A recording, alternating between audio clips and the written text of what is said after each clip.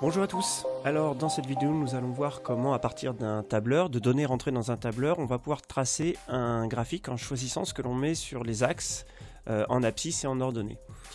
Alors ce type de diagramme est obtenu, vous allez voir, alors je vais travailler ici avec LibreOffice. Ce type de diagramme, vous pouvez l'obtenir en choisissant, quand vous mettez insérer votre diagramme, en choisissant le diagramme dispersion XY. C'est uniquement avec ce type de diagramme que vous allez choisir ce que vous allez mettre sur les deux axes. Alors par défaut, le tableur, si vous rentrez vos données en colonne, comme je l'ai fait ici, donc une colonne rouge qui serait à gauche, une colonne verte à droite, il faut bien retenir que le tableur, quand vous allez choisir le diagramme dispersion XY, va décider de mettre la première colonne de gauche sur les valeurs de la première colonne de gauche sur l'axe des abscisses et les valeurs de la colonne de droite sur l'axe des ordonnées.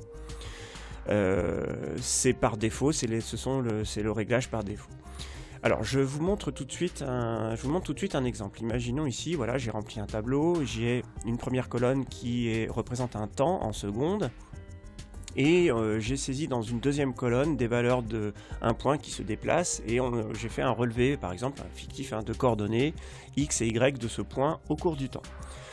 J'ai donc mis en première colonne le temps, deuxième colonne les valeurs de la coordonnée y du point, et en troisième colonne la valeur de la coordonnée x du point. Alors, si je veux tracer la variation de la coordonnée y en fonction du temps, donc ça veut dire que je vais mettre le temps ici en abscisse et la coordonnée y en ordonnée. Et bien pour ça, c'est tout simple. Vous allez sélectionner vos valeurs, donc vos deux colonnes. Vous allez insérer le diagramme et là, vous allez choisir le diagramme XY dispersion. Je relie les points, je fais terminer et voilà le diagramme. Donc vous voyez ici, vous avez je vais réduire un petit peu la fenêtre graphique, vous avez un diagramme où on a bien placé, vous avez bien sur l'axe des abscisses les valeurs du temps et sur l'axe des ordonnées la deuxième colonne qui est représentée ici les coordonnées Y du point qui sont ici négatives. Vous remarquez que le tableur choisit une échelle de façon à ce que votre graphique soit tienne sur la fenêtre du diagramme. Alors maintenant, je vais vous montrer un moyen simple. Si maintenant je veux afficher le temps, toujours en abscisse, mais maintenant les variations de la coordonnée x. Alors vous voyez que dans mon tableau, les colonnes ne sont pas l'une à côté de l'autre. Alors pour ça, moi je vous propose un moyen tout simple, c'est tout simplement de refaire un copier-coller de votre première colonne. C'est ce que je vais faire. Je fais copier, je vais remettre ma colonne par exemple ici, et je mets la deuxième colonne, pareil, copier, coller, que je remets juste à côté. Donc maintenant vous voyez que ma colonne de gauche c'est les valeurs du temps et la colonne de droite c'est bien les valeurs de ma coordonnée x.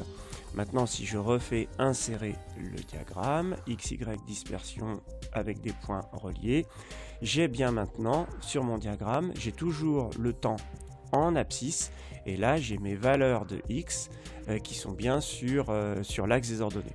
Donc la petite subtilité c'est que si vos colonnes ne sont pas l'une à côté de l'autre, eh bien le plus simple c'est peut-être de refaire un copier-coller de vos colonnes ailleurs, alors soit sur la même page, soit vous prenez une autre feuille de votre tableur, mais à mon avis c'est ce qui permettra d'aller beaucoup plus vite. Là par exemple, imaginons que je veuille représenter les valeurs de x sur l'axe des x et les valeurs de y sur l'axe y, autrement dit les différentes positions du point qui ont été relevées au cours du temps. Donc là c'est pareil, vous voyez que mes valeurs de x sont placées à droite alors qu'il faudrait qu'elles soient placées à gauche par rapport à y, et je vais tout simplement faire un copier-coller, je copie mes valeurs de y, je les remets à côté, je sélectionne maintenant mes deux colonnes, donc je vais bien avoir les valeurs de x en x et les valeurs de y en y, j'insère le diagramme, dispersion, je relie les lignes.